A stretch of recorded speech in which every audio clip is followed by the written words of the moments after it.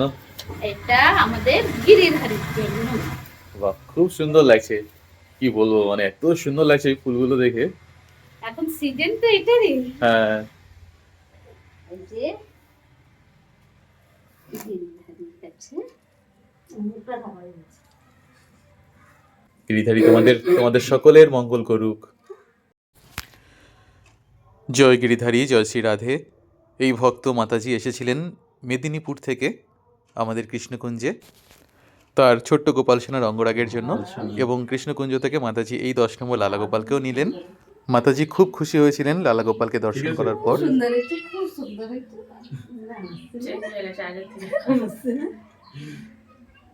মুখটা দেখছো? তোমার ঘর আলো করে থাকুক গোপাল সোনা, এই প্রার্থনা করি। খুব ভালো করে তোমরা। কতদিন ধরে ভাবছি আসবো আসবো আসবো। হ্যাঁ। একদিন চলে গেছে ঘরে, বাবাকে বলছিল আমি দেখতে এসেছি, তোমার শরীর খারাপ। আমার বাবার কাছে গেছে, ও বাবাকে মানে তো এখানে ছোটটাকে ভোগ দিই, হ্যাঁ, হ্যাঁ। বাবাকে ওই জিলেপিটা মায়ের কাছে দিয়েছে, আমি তো বাবাকে দিয়ে দিবে।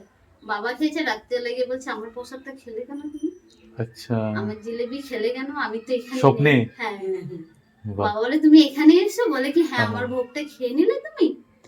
বাবাকে বলছে বাবা বলছে এত দূরে এসো, বলে হ্যাঁ তোমার শরীর ভালো নয় না, দেখতে এসেছি। গোপাল সোনা এরকমই জয় হোক। পোশাক ভালো লেগেছে তো? এত সুন্দর হয়েছে বলার কথা না। কোথাও নিয়ে গেলে না আমরা ভাবি যে আমরা 2-3 ঘন্টা বেশি রেখে গেলে মানে কিরকম করে ছিঁড়ে ভিড়ে ফেলে বাবা সব উলট পালট করে ওখানে যা যেটুকুনি ওইটুকুনি দেরি হলে তাই করবে, বাঁশি ফেলে দেয়, শোনা ভাই যাও এই করে দেয়। বাবা শোনা যে কি পালিটা কি সুন্দর, আমার এখন মনে হচ্ছে আমি একটা বড় নেবো পালি বানানোর জন্য। এবার গোপাল সোনা তার মায়ের সাথে তার বাড়িতে যাওয়ার উদ্দেশ্যে রওনা দেবেন।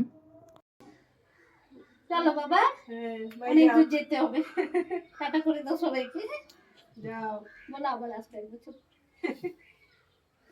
চলো বুঝি একটু দেখো না। ভগবান এই ভক্তদের মঙ্গল করুক এবং সকলের মঙ্গল করুক। রাধে রাধে।